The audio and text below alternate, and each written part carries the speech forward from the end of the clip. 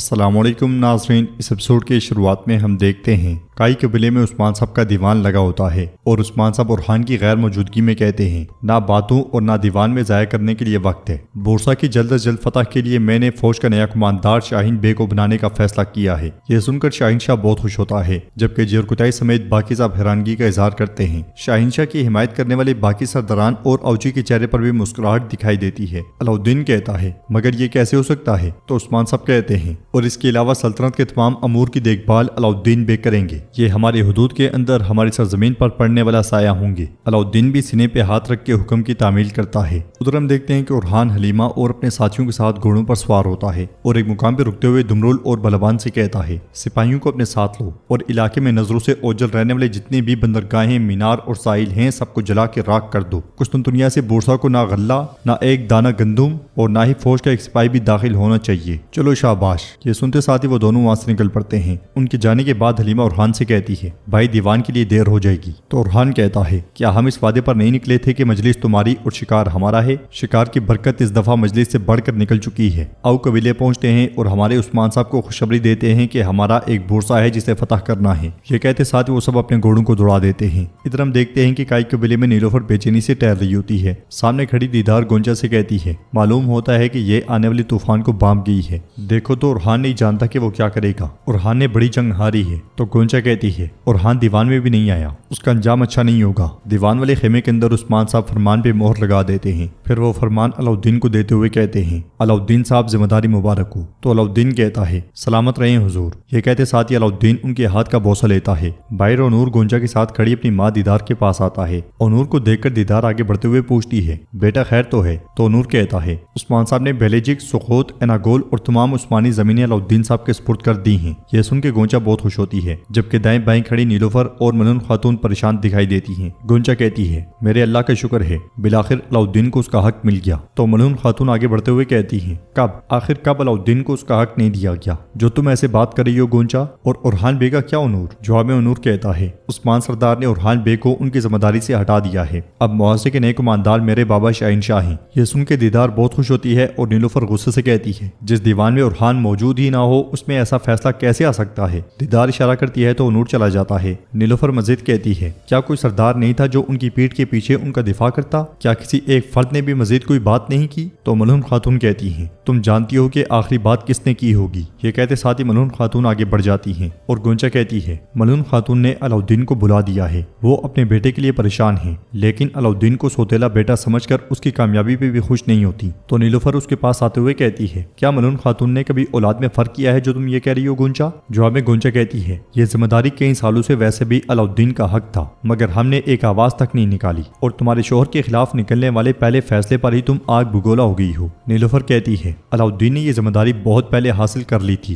وقت آیا تو اس نے عزت کے ساتھ اپنا منصب لے لیا۔ اور اورحان بے، ہاں اورحان بے کی اتنی محنت، اتنی فتوحات کو رائگاں کر کے حقیر سمجھا گیا، کیا یہ مناسب ہے؟ تو دیدار کہتی ہے کیا اورحان نے یہ تمام فتوحات اکیلے حاصل کی؟ کیا تمام سرداران ان کے ہمراہ نہیں تھے؟ شاہین شاہ صاحب کتنی بار ان کے ساتھ جنگ کرتے ہوئے موت کے منہ سے واپس آئی۔ نیلوفر کہتی ہے دیوان سے نکلنے والے فیصلے نے ظاہر کر دیا ہے کہ پہلی ہی شکست کے بعد شاہین شاہ صاحب کس حد تک اورحان کے ساتھ تھے۔ یہ کہتے ساتھ ہی نیلوفر آگے بڑھ جاتی ہے۔ خیمے کے اندر عثمان صاحب فرمان شہنشاہ کو بھی دے دیتے ہیں اور وہ بھی عثمان صاحب کے ہاتھ کا بوسہ لیتا ہے۔ عثمان صاحب ان سے کہتے ہیں شہنشاہ صاحب جلدی کرارگاہ روانہ ہو جاؤ، سپاہیوں اور سرداران کو اتحاد میں رکھو۔ جواباً شہنشاہ کہتا ہے جو مبارک ذمہ داری آپ نے مجھے سونپی ہے اسے جلد از جلد احسن طریقے سے نبھانا میرا فرض ہے۔ عثمان سردار آپ سلامت رہیں۔ جواباً عثمان صاحب کہتے ہیں اللہ آپ کو فتح یاب کرے۔ باہر سے ملون خاتون بہت غصے میں آگے بڑھ رہی ہوتی ہیں۔ دیوان کے اندر عثمان صاحب پوچھتے ہیں کیا دیوان کے ختم ہونے سے پہلے کسی نے کچھ کہنا ہے؟ ملون خاتون خیمے کے اندر داخل ہوتی ہیں اور عثمان صاحب سے اجازت طلب کرنے کے بعد سرداران سے کہتی ہیں میری باتیں اس وقت کی ہیں جب یہ قبیلہ اس سرزمین پر آیا تھا، تمام سرداروں اور سپاہیوں کی سربراہی کرنے والی حائمہ خاتون کی طرح میری باتیں سنی جائیں۔ یہ دیوان مشورے کی جگہ ہے،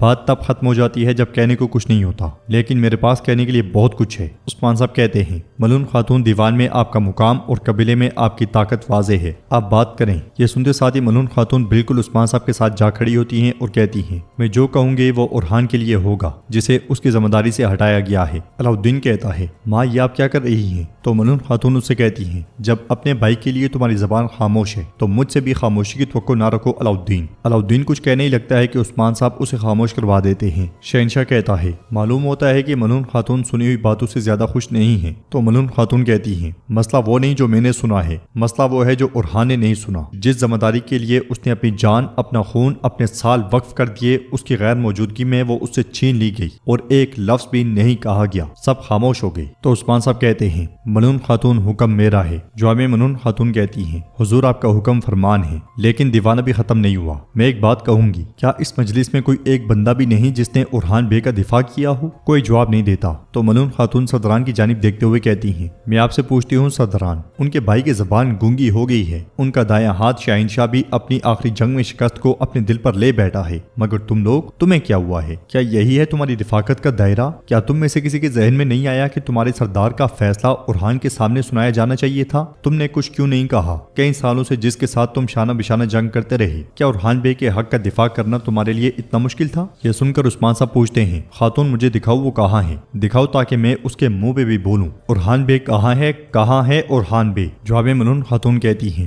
حضور آپ کو یہ سوال اس کے واپس آنے پر پوچھنا چاہیے۔ ادھر ہم دیکھتے ہیں کہ ارحان اور اس کے ساتھی سر پٹ اپنے گھوڑے دوڑا رہے ہوتے ہیں اور وہ قبیلے کی جانب رواں دواں ہوتے ہیں۔ قبیلے میں عثمان صاحب کہتے ہیں اب باتیں بھی ختم ہوئی اور دیوان بھی، جلدی سرداروں کے لیے کھانے کا اہتمام کیا جائے، آئے خود میرے لیے طبیب کو بلاؤ۔ یہ کہتے ساتھ ہی عثمان صاحب آگے بڑھ جاتے ہیں اور شہنشاہ کہتا ہے دیوان میں بات کرنا یقیناً آپ کا حق ہے ملون خاتون، لیکن دیوان میں آپ کی بات ریاست کی آواز ہونی چاہیے تھی، ایک بیٹے کے لیے غمزدہ ماں کی آواز نہیں۔ پھر علاؤالدین کی جانب دیکھتے ہوئے کہتا ہے ایک بیٹے کے لیے آپ کا غم دوسرے بیٹے کے لیے آپ کی خوشی پہ سایہ نہ ڈالے۔ ملون خاتون کہتی ہیں شہنشاہ بھی، میرے بیٹے علاؤالدین نے اپنا حق وقت آنے پر حاصل کر لیا ہے، مگر جہاں تک آپ کی ذمہ داری کا تعلق ہے ارحان ابھی زندہ ہے، مرا نہیں ہے، میری طرف سے آپ کو ذمہ داری مبارک ہو۔ پھر علاؤالدین کی جانب دیکھتے ہوئے کہتی ہیں علاؤالدین مجھے ذرا بھی شک نہیں کہ تم اپنی ذمہ داری احسن طریقے سے سر انجام دو گے، مگر کاش تمہارے پاس اپنے بھائی کا دفاع کرنے کا حوصلہ ہوتا۔ یہ کہتے ساتھ ہی ملون خاتون چلی جاتی ہیں اور علاؤالدین انہیں دیکھتا رہ جاتا ہے۔ ادھر ہم دیکھتے ہیں کہ جنگل میں گورنر ساروس فلاویوس کے ساتھ اکتاویوس کی لاش لے کر آگے بڑھ رہا ہوتا ہے اور کہتا ہے اکتاویوس کے لیے جنازے کی ایک شاندار تقریب منعقد کی جائے جس کا وہ مستحق ہے۔ تو فلاویوس کہتا ہے جب تک ارحان اور عثمان بورسا کی دیواروں پر لٹکے نہیں ہوں گے تب تک کسی بھی تقریب کا کوئی مطلب نہیں ہے۔ تو ساروس کہتا ہے آپ صحیح کہہ رہے ہیں، ہمارا غم بڑا ہے، لیکن جب تک سرنگ کی جگہ انہیں معلوم نہیں ہوتی بورسا محفوظ سمجھا جائے گا۔ اس لیے میں فلاویوس کو کتوں کے بھونکنے کی آواز سنائی دیتی ہے، وہ ایک دم سے رک جاتا ہے اور کہتا ہے ارحان اپنی فتح کو کل پر نہیں چھوڑے گا، چلو میرے ساتھ آؤ۔ یہ کہتے ساتھ ہی وہ گھوڑے سے اتر جاتا ہے۔ قریب ہی میں کچھ ترک سپاہی کتے کے ساتھ آگے بڑھ رہے ہوتے ہیں اور کتے کو دیکھتے ہوئے ایک سپاہی کہتا ہے کتا بے چین ہو گیا ہے، اس کا مطلب ہے یہاں کوئی چیز ہے۔ یہ کہتے اور سنتے ساتھ ہی وہ تلاش میں لگ جاتے ہیں۔ آگے بڑھتے بڑھتے ایک سپاہی کا پاؤں دروازے پہ آتا ہے تو سپاہی ایک دم سے دروازہ کھول دیتا ہے، پھر خوش ہوتے ہوئے اپنے ساتھیوں سے کہتا ہے ڈھونڈ لیا ہے، ہم نے سرنگ کا راستہ ڈھونڈ لیا ہے، جلدی سے حضور کو اطلاع دو۔ مگر اسی لیے فلاویوس کا چھوڑا ہوا تیر اس کی جان لے لیتا ہے اور فلاویوس آگے بڑھتے ہوئے کہتا ہے تم یہاں تک تو آگے ہو لیکن یہاں سے جانے کی اجازت بالکل نہیں ہے، سپاہیوں انہیں گھیر لو۔ ویسے کیا تمہارے علاوہ کوئی اور بھی ہے؟ چلو بولو۔ مگر سپاہی بات کرنے کے بجائے اس پہ حملہ کرتے ہیں۔ فلاویوس پلک جھپکتے ساتھ ہی اکیلے ان تینوں کو موت کے گھاٹ اتار دیتا ہے۔ ساروس بھی ان تک پہنچ جاتا ہے اور فلاویوس سپاہیوں سے کہتا ہے علاقے کی تلاشی لو، کوئی بھی آس پاس نہ ہو۔ ساروس بازو پھیلاتے ہوئے کہتا ہے شاندار کام کیا ہے تم نے، شاندار۔ تو فلاویوس کہتا ہے جب تک ان کے درمیان ارحان نہیں ہے یہ کام نامکمل ہے۔ ساروس غصے میں سپاہی سے پوچھتا ہے راستے میں ہماری پیٹ کی حفاظت کرنے والے سپاہی تمہارے حکم پر تھے، کیا ایسا ہی ہے؟ وہ سپاہی ڈرتے ہوئے کہتا ہے جناب میں معذرت چاہتا ہوں۔ یہ سنتے ساتھ ہی ساروس خنجر نکالتا ہے اور اس کے گلے میں گاڑ دیتا ہے، پھر دوسرے سپاہیوں سے کہتا ہے میری طرف دیکھو، آئندہ تم سب بہت زیادہ محتاط رہو گے، یہ سرنگ بورسا کی نجات کی آخری راہ ہے۔ فلاویوس کہتا ہے چلو برہان کے پاس چلتے ہیں، دیکھتے ہیں کہ کیا وہ یہاں سے داخل ہوئے تھے۔ ساروس چلاتے ہوئے کہتا ہے لاشیں جلدی سے ہٹا دو، اگر ارحان کے ساتھیوں نے لاشیں یہاں دیکھی تو سمجھ جائیں گے کہ یہاں سرنگ ہے۔ یہ کہتے ساتھ ہی ساروس آگے بڑھ جاتا ہے، مگر ہم دیکھتے ہیں کہ اس سارے منظر کو وہ کتا بڑے غور سے دیکھتا ہے اور اس کے بعد ایک طرف بھاگ جاتا ہے۔ کائی قبیلے کے سرداری خیمے کے باہر سردران کے لیے دسترخوان لگا ہوتا ہے۔ نئی ذمہ داریاں ملنے پر سردران شاہنشاہ اور علاؤالدین کو مبارکباد دے رہے ہوتے ہیں۔ سردار شہنشاہ ارحان کے ساتھی تیمور بوگا اور توران کو دیکھتے ہوئے کہتا ہے یہ کیا حال ہے، کیا دیوان کے ساتھیوں کو یہ زیب دیتا ہے؟ تو توران کہتا ہے ملون خاتون کے دیوان میں داخل ہونے سے مجھے شرم آئی ہے، اسی وجہ سے شاہین بے۔ علاؤالدین کہتا ہے میری ماں نے میرے سردار کا حق کا دفاع کیا اور میرے والد نے حق کا تقاضا پورا کیا توران، اب معاملہ ختم ہو چکا ہے، तो तैमूर बोगा कहता है, इंशाल्लाह शहंशाह साहब हमें शर्मिंदा नहीं करेंगे। जवाबन शहंशाह कहता है, तैमूर बोगा जब इत्तेहाद का वक्त है तो क्या तुम फूट डाल रहे हो? तैमूर बोगा गुस्से में हाथ मेज पर मारते हुए कहता है, खबरदार मुझे ऐसे अल्फाज मत कहना। शहंशाह कहता है, अगर तुम्हें कुछ कहना था तो अंदर दीवान में कहते, अब ऐसा करना फूट है। उन्हें बहस करता हुआ देखकर अलाउद्दीन कहता है, खामोश हो जाओ, बहुत हो गया। अगर अब इस मौजू पे बहस हुई तो मैं तुम सबका हिसाब करूंगा। इसलिए में उरहान अपने साथियों के साथ कबीले में दाखिल होता है, मगर सब लोग उससे मुंह फेर रहे होते हैं। ये देख के उरहान कारा खलील और हलीमा से कहता है, मेरा चेहरा जंग में जख्मी हो गया और तुम मुझे बताते भी नहीं। आह, क्या ये लोग मुझे पहचानते नहीं हैं? तो कारा खलील कहता है, मेरे सरदार ये अनजान बनते हैं और जो पहचानता है वो भी छुपा फिरता है। हलीमा कहती है, क्या कुछ लोग बुरसा में होने वाली शिकस्त को फैला रहे हैं और उस पर नाराजगी का इजहार कर रहे हैं? उरहान कहता है, ये फतह और शिकस्त सब अल्लाह की तरफ से हैं। नाराजगी से ज्यादा मैं तो शर्मिंदगी महसूस कर रहा हूँ। फिर लोगों की जानिब देखते हुए कहता है, कुछ तो अजीब है, चलो जरा। ये कहते साथ उरहान अपने साथियों के साथ आगे बढ़ता है, जबकि दुर्सन छुप के हलीमा को देख रहा होता है।